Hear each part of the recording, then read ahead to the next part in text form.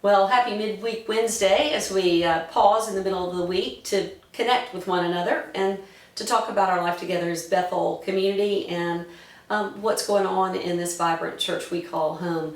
I'm happy today to be in my office with our own Sue Bennett, who is the church administrator. She's next month actually will mark 5 years for her, though she's been part of the Bethel family for 20 years as a member. Sue and I were together yesterday along with the rest of the staff and staff meeting, and she shared a bit of something that I thought was worth bringing to you today. Before I ask her to tell us about that again, I wanted to pause and just say thank you. Many of you have taken the opportunity to respond with these gratitude cards that express your intention for giving for the coming year.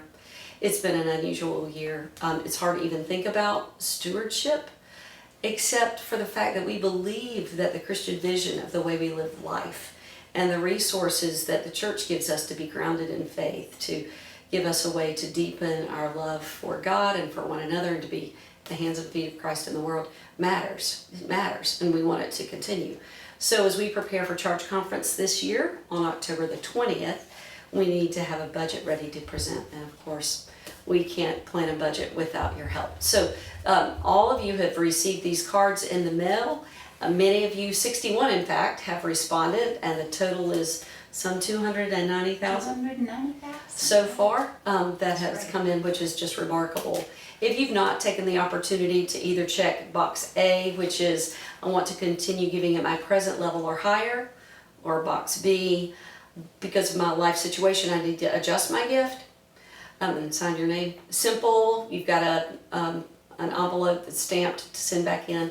Help us know your commitment for the mission and ministry of this church so that we can make plans that are realistic in keeping with, we'll live within our budget. So you'll help us make that budget by your response to these gratitude cards. So thank you for that. And Sue, thank you for being willing to share these moments with us. You know, we live in a world that feels more polarized now than it has in a long time. And I heard a researcher say yesterday that there's been no other time since the war between the states that the country has been more polarized. We are living in these days. And yet we as people of faith know that our highest loyalty is to the kingdom of God. We're glad and proud and thankful to live in the United States, and yet our highest loyalty is to the kingdom.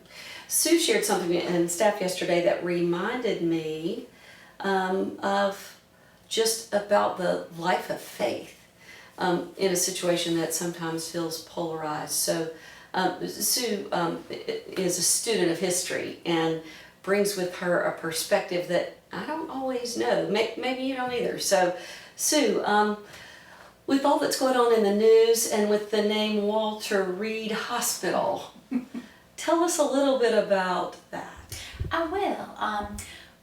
Same thing, watching all the different cable channels, the name kept popping up, Walter Reed, Walter Reed. And a few years back, I did a PowerPoint presentation for one of our Sunday school classes that touched on profiles in Methodism, people who were Methodist from the 1700s to present, and I kept recognizing Walter Reed was one of them. And I wondered to myself, I wonder if our folks know Walter Reed. So I brought his picture today just for the heck of it, and to sit here. Walter Reed was born in 1851 in Virginia. He was a Southerner. Now, of course, that's just 10 years prior to the war between the states, so he did not serve during that time, in the military, during the American Civil War. But he was eyewitness to enslaved people who lived in his area. His father was a Methodist minister, and thus he grew up with his brothers, and they grew up in that Methodist, just a showering of feeling of purpose and how to live our lives and what we've been taught. So anyway, born in 1851 I brought a couple of notes here with me so I would get it right. He entered the University of Virginia at age 16 years old, Mr. Jefferson School, And he graduated from their medical school in less than 2 years. Younger than 18 years old, no one has ever graduated from the University of Virginia in medical school at under 18. Well, that sounds very remarkable to us. He went on to New York to work, but he experienced some age discrimination. So looking around for a job, it was difficult to get that, and he worked in some places, but he joined the military. And until 1890, he served as Major Walter Reed, but he was positioned in, he would have said out west, we would today say the Midwest, and he was responsible not only for American military, but for the American indigenous tribes who lived in that area as well. So he befriended them on their level, they on his, and he befriended one in particular whose name was Geronimo. If you're familiar with Geronimo, brought his picture too. Geronimo was, of course, one of the leaders in the tribes there, and he, in the his final surrender in 1866, marked the last altercation of any significance between the Indians and the United States Army. Walter Reed was sympathetic, was helpful, was not only to the indigenous Americans, but also to the military there. There's one story where a military person was scheduled to lose a limb. That was not uncommon in those days. And he would not give Major Reed the permission to do that. And so Major Reed studied and studied, how can, through medication or whatever, can we save this person's limb? And he did. So he builds a reputation for himself, and he goes back and joins the faculty of George Washington University and the newly established at that time Army Medical School at the same place. He specialized in teaching, research, and in his day what was known as medical investigator. He and his team, through this research that they did, discovered something very important, that yellow fever was not caused by people being close to each other, whatever, that it was in fact caused by a mosquito.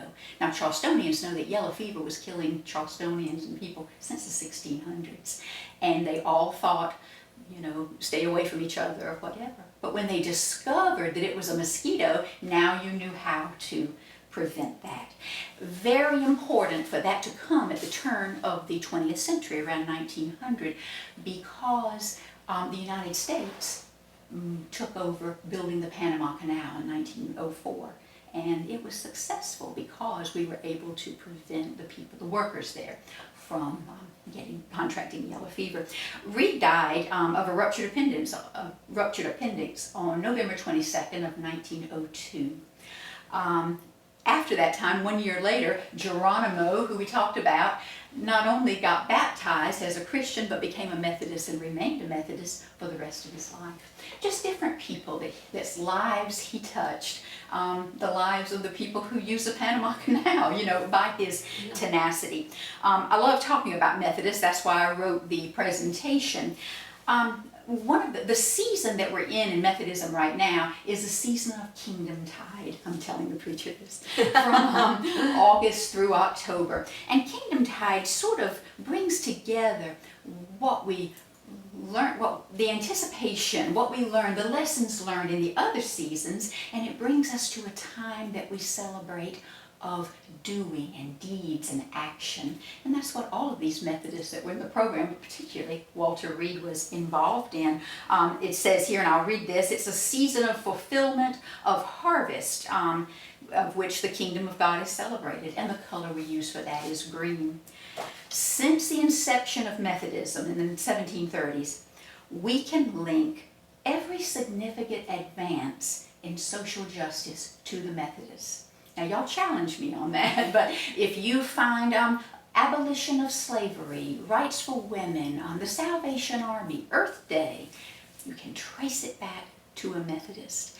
And I just think that's exciting that even here at Bethel, we continue doing that. We bring what we've learned in the secular world, in other areas of our lives.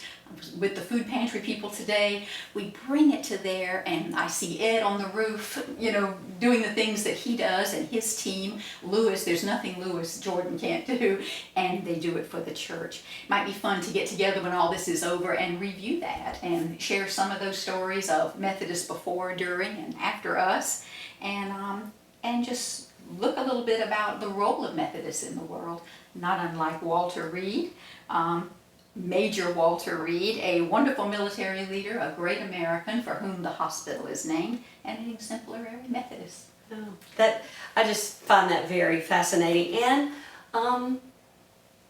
as a United Methodist makes me so thankful for that lineage, of the way Wesley would say it is, there's personal faith and then there's social holiness, that cross-shaped life of our relationship with God and then our relationship with others. And that's part of why it makes me, you, Walter Reed, Garrison, makes us United Methodists. So, United Methodists and friends, good to be with you on this Midweek Wednesday. Sue, thank you for sharing these bits of history and truth with us, and we look to see you on Sunday.